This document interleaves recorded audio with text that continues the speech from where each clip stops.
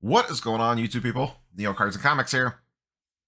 Whew, I don't know what is going on with the voice this morning, but my goodness gracious. Today, little update. This actually happened on Saturday, and it was before or after I had recorded the weekly sports card market update, so I didn't get to include it in that because I recorded a little earlier than normal. But Panini has scored themselves a pretty good W here in their battle with the NFLPA regarding them pulling their license. So, what is happening? Remember, this is an arbitration case, so it's behind closed doors. We don't have the normal access that we would if this was a full-blown court case. For a full Let's Go breakdown, this comes from AJ Perez from Front Office Sports, who kind of covers businessy stuff in the sports world. So what happened here was the NFLPA was denied emergency relief in its case, which essentially means that for the time being, Panini can operate as normal per the agreement of the license. Now, that does not mean that this is over.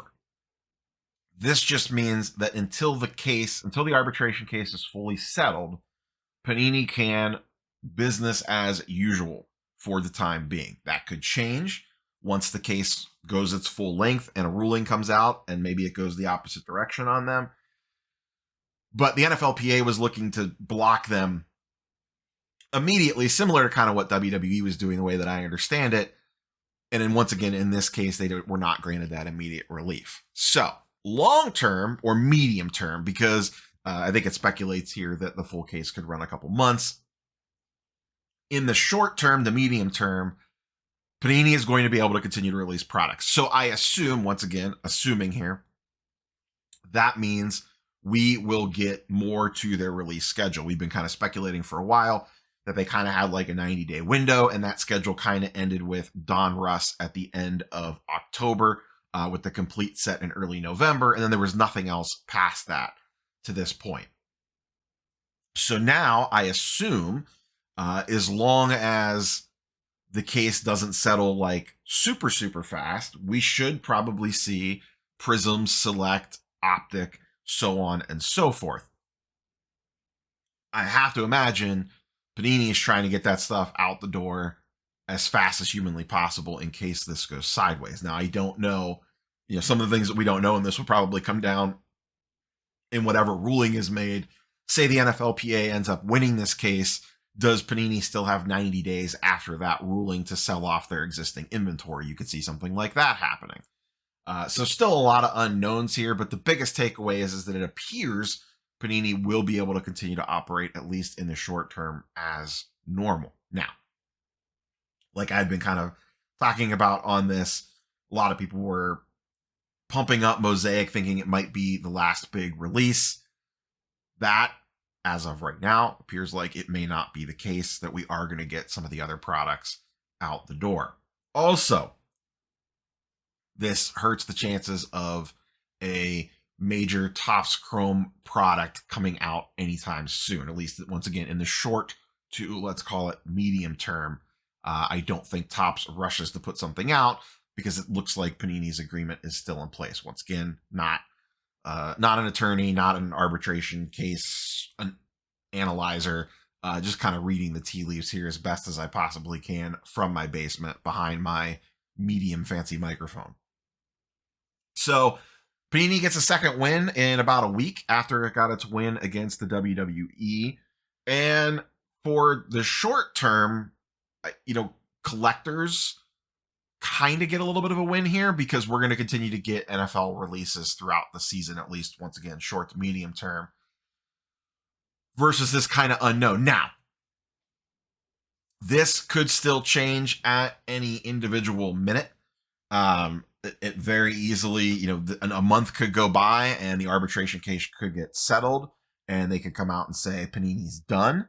And then it would kind of depend on what the terms of the agreement are from there. So once again, I'm kind of assuming that we are going to get some of the more tentpole releases from Panini, but that is an assumption at best. But it's a little bit more likely now than what it was last week. And I think there is still probably a pretty decent chance that the NFLPA could potentially win this case. So just because they got this, they took this small L here, I don't think foretells the way that this could go for the main case. The way that I understand it, it is very hard to win these kind of temporary or immediate injunction type things based off Paul Lesko tweets. So we'll see how this plays out. Panini could use some W's, that's for sure, but they are still fighting a war on multiple fronts all over the place in this. And once again, collectors, flippers, investors, whatever, are all kind of caught in the middle of mom and dad fighting on this one. You know, it does suck that, for example, you know, CJ Stroud's having a really nice season. If you were a Texans fan and you want to collect his cards, you know, you can't really get an autograph card of his. The only one that we know of that exists and that will probably exist, at least for the short to long to medium term, is that Panini Instant Auto. And that's a sticker auto. So it's not even on card. You know, you're not going to get a nice patch because of the exclusivity deal that Topps has with him and some of the other QBs. You're getting base cards and parallels and stuff like that of a lot of these top rookies, but that higher end product is really going to be hampered. You know, if we get to the point that an NT and a flawless can come out for this, then from a collector perspective, those products are going to be very hampered. Panini's release schedule is still absolutely all over the place. The basketball schedule is an absolute disaster. You know, basketball's about to come out right pretty soon, or the season's about to start, and we are still getting 2022 Mosaic with Paolo Banchero in it. I don't think we're even remotely close to getting 2023 rookies with Victor Wembanyama in it. I'm not sure there's anything on the schedule for that yet. I'd have to look, but they are still way behind in the basketball release stuff. So we'll see when that stuff starts coming out. So, like I said, I wanted to just kind of circle back and hit this because this is a pretty big talking point, pretty big deal that they can continue. And it just happened to come out right after I got done recording the weekly sports card market update and had it all uploaded. And I just did not have time to go back and record a little snippet to edit in, and it would have made that video even longer. So we just went ahead and split this out in its own because of the timing of it. But I did want to make sure that I covered it and talked about it because, like I said, this is going to have some immediate repercussions on the market in the short term. We'll see if that release schedule gets updated and then kind of go from there. But it does seem like the odds that we get some of the tentpole releases are a little bit increased today than what they were prior to this weekend. As always, curious for your thoughts and comments down below.